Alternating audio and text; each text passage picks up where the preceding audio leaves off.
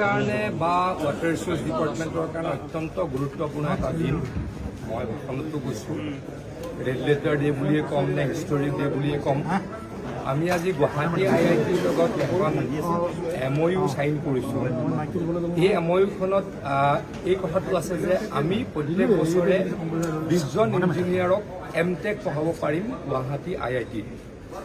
এই পাঠ্যক্ৰমটো সম্পূৰ্ণ অনলাইন হ'ব আৰু যিহেতু তেখেতলোকে ফিল্ডত কাম কৰি থকা ইঞ্জিনিয়াৰ, তেওঁলোকে অফলাইনত পঢ়িব নালাগে, অনলাইনতে কোৰ্চ কৰিব পাৰিব আৰু প্ৰেক্টিকেল যি কোৰ্চ থাকিব সেইকেইদিনৰ কাৰণেহে গুৱাহাটী IITলৈকে যাব লাগিব।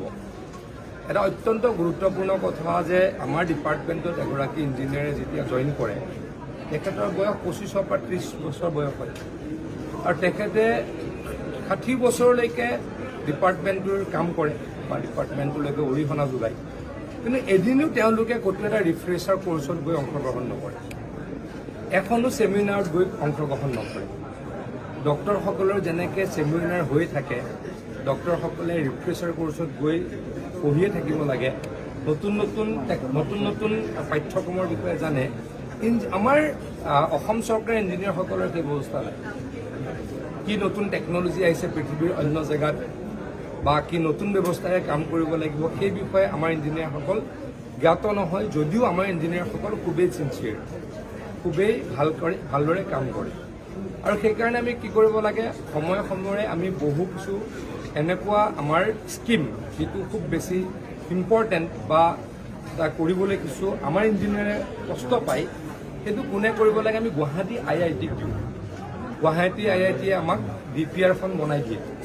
আমি গুৱাহাটী IITৰ লগত টাইম টু টাইম গুৱাহাটী IITৰ পৰা আমি সহায় লৈয়ে থাকোঁ।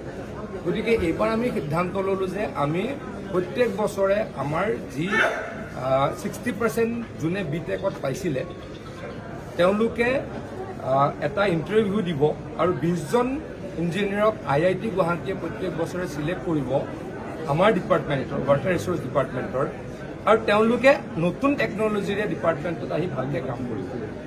মই সদায় কওঁ, অসমৰ বানপানী অসমৰ কাৰণে দুৰ্যোগ। এই বানপানীক আমি নাইকিয়া কৰিবই লাগিব। এই বানপানী নাইকিয়া নকৰিলে অসমক আগুৱাই লৈ যাবলৈ আমি সহজ কাম আমাৰ নহ'ব।